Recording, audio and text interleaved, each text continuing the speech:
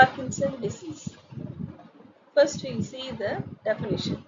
It is a progressive neurological disorder which is characterized by muscular rigidity, tremors, and hypokinesia. So, what is mean by muscular rigidity means stiffness. So, normally muscles it is in relaxed state, but in case of Parkinson, you'll be having muscular rigidity, tremors. Tremor is nothing but repeated or jerky movements of the body. Hypokinesia. Hypokinesia means kinetic means movement, so reduced movement of the body. So this is the primary characteristics of the Parkinson patients. So you'll be having secondary manifestation which is associated with Parkinson disease. First one is gait. So in secondary manifestation, you are having the first thing is gait. Gait is nothing but the pattern of walking. So there is a changes in the walking pattern and defective posture. So unable to maintain the posture, normal posture. Third is dementia. Dementia, unable to recall the dementia, loss of memory. And the fourth one is saloria. Saloria is nothing but increased in salivary secretion. So it is a progressive neurological disorder which is characterized by muscular rigidity followed by tremors and hypokinesia. These are the primary manifestation. Or the simple definition you can write related to the neurotransmitter is it is the loss of pigmented dopaminergic neurons. Okay, so the neurotransmitter here comes to play. What is the neurotransmitter which is involved? Dopamine. So dopamine is the neurotransmitter. It is excitatory neurotransmitter. Okay, so agitation, everything it is related to the dopamine. So dopamine level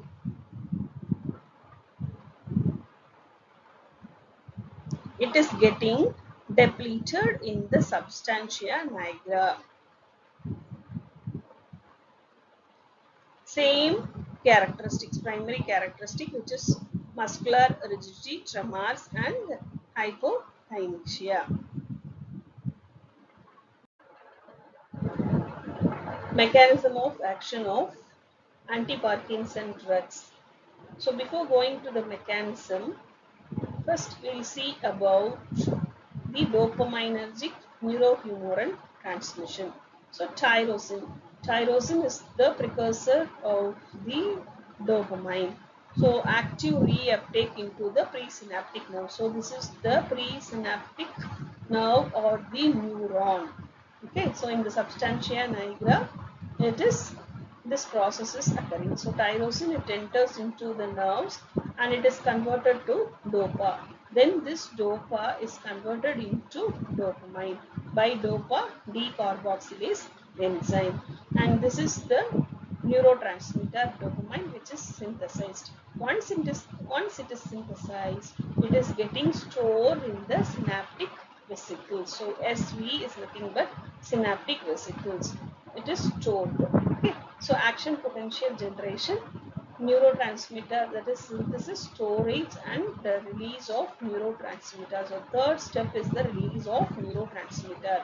So exocytosis is the process by which from the synaptic vesicle it is getting released in the presynaptic neuron. So after this it is released or coming to the synaptic cleft. So this is the cleft. Okay, so it is getting released and it has to act on post synaptic neuron or the receptor which is present in the postsynaptic nerves. Okay, so this is the dopamine or dopaminergic neuron D1, D2, D3, D4 and D5. These are the subtypes of the dopamine receptor. So it has to go and bind with the particular receptor to exert its action. This is the normal mechanism. So, but in Parkinson, you are having reduced or decreased level of dopamine.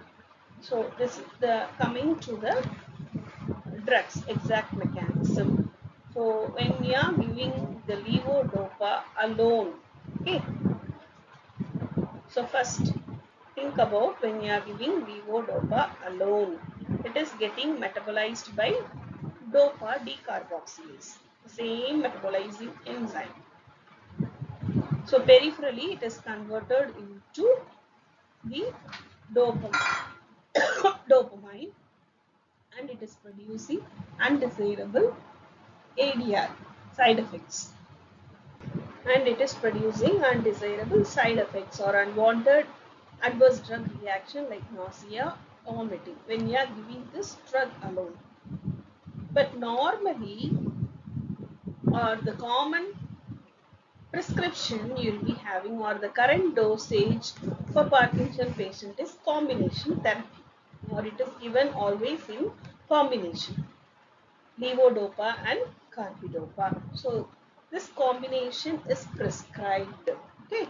So when you are giving this combination, it is preventing the peripheral metabolism, tissue metabolism. Carbidopa inhibits the dopa decarboxylase enzyme. So negative symbol you have to put. So it reduces the peripheral tissue metabolism both in the that is in the tissues, and also it reduces the metabolism in the GIT. So you will be having the increased concentration of the drug levodopa peripherally. So you will be having, after kinetics, the drug reaches or it crosses, that is, it is not getting metabolized by the enzyme, so it is entering into the central nervous system. Most of the drugs in the neurons, that is, or in the central nervous system, it is getting metabolized by the respective enzymes. Then it is converted into, that is, dopa to dopamine. So it increases the level of dopamine in the neurons in this manner. This is the exact mechanism of levodopa and carbidopa. Coming to the drug classification, the first category is drugs affecting dopaminergic system, because the main neurotransmitter is involved is dopamine. So under this, you are having, first one is dopamine precursor. Dopamine precursor is nothing but these are the drugs which increases the formation or synthesis of dopamine precursor. Okay, so levodopa or L-dopa plus carbidopa. Okay, so already I have explained levodopa and carbidopa, and the dose is 25 mg of carbidopa plus 200 mg of levodopa, 2 to 3 times a day, depending upon the patient. Either it is 2 times or 3 times, depending upon the severity of the symptoms. The second category, which is belonging to the dopamine drug affecting dopaminergic system, is dopamine agonist. You know what is meant by agonist? Agonist is nothing but it is producing the action similar to that of the dopamine neurotransmitter. So bromocriptine and pramipexole, these are the two drugs, important drugs, which is coming under dopamine agonist. So the dose of bromocriptine is 3.75 to 4 mg, that is daily, either 2 to 3 times depending upon the severity of the symptoms. Pramipexole, and the dose of pramipexole is 1.5 to 4.5 mg per day, that is daily. Okay. The third one is peripheral decarboxylase inhibitor. Decarboxylase enzyme inhibitor, and the name of the drug is carbidopa, 200 mg. Next is benzarazide. Okay. The fourth one is MAOB inhibitor, monoamino oxidase B inhibitor, and the drug is seleginide. Seleginide dose is 10 mg per day. COMT inhibitor. The fifth category is COMT inhibitors, and the drug is entacapone, chalcapone. Entacapone, the dose is 600 to 2000 mg per day, 2 to 3 times depending upon the severity of the patients. Chalcapone, 200 to 600 mg per day, and the dose is also 2 to 3 times depending upon the severity.